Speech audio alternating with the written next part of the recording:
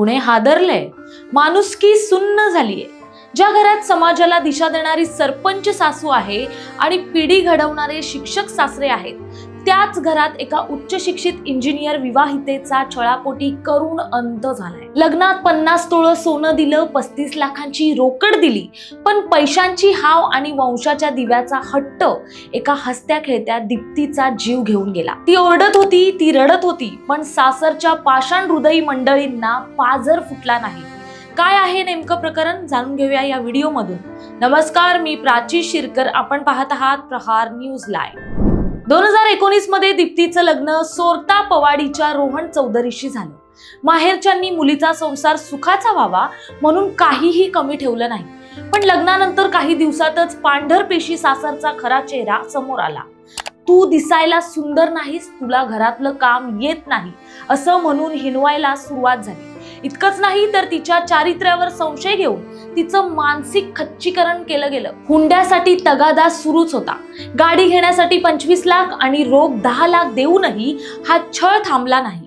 दीप्तीला पहिली मुलगी होती। दुसऱ्यांदा जेव्हा ती 5 महिन्यांची गरोदर राहिली, तेव्हा सासरच्यांनी विकृतीचा कळस गाठला। आम्हाला वंशाला दिवाच हवा असा हट्ट धरत तिला बेकायदेशीर गर्भलिंग तपासणीची सक्ती केली। दीप्तीने नकार दिला तर पतीने तिला लाथाबुक्क्यांनी बेदम मारहाण केली। सरपंच सासू आणि शिक्षक सासऱ्यांनी तिला थेट धमकी दिली, तपासणी करणार नशील तर घर सोडून चालती हो। अखेर दबावाखाली तपासणी झाली। पोटातील बाळ मुलगी असल्याचं कळताच दीप्तीची इच्छा नसतानाही सासरच्यांनी तिची जबरदस्तीने भ्रूण हत्या केली। एका मातेच्या काळजाचा तुकडा तिच्यापासून हिरावून घेतला। शनिवारी रात्री दीप्तीचा संयम सुटला। ज्या 3 वर्षाच्या मुलीसाठी ती हा सगळा जाच सहन करत होती, त्याच चिमुरडी समोर दीप्तीनं गळफास लावून आपलं जीवन संपवलं। आई फासावर लटकते हे त्या निष्पाप जीवाला कळलंही नसेल। या घटनेनंतर पोलिसांनी मोठी कारवाई केली आहे। सरपंच सासू सुनीता चौधरी आणि पती रोहन चौधरीला बेड्या ठोकल्या गेल्या आहेत। शिक्षक सासरे आणि दीर सध्या पोलिसांच्या रडारवर आहे। आज प्रश्न एकच पडतोय, पदव्या मिळवून आपण खरंच सुशिक्षित झालोय का?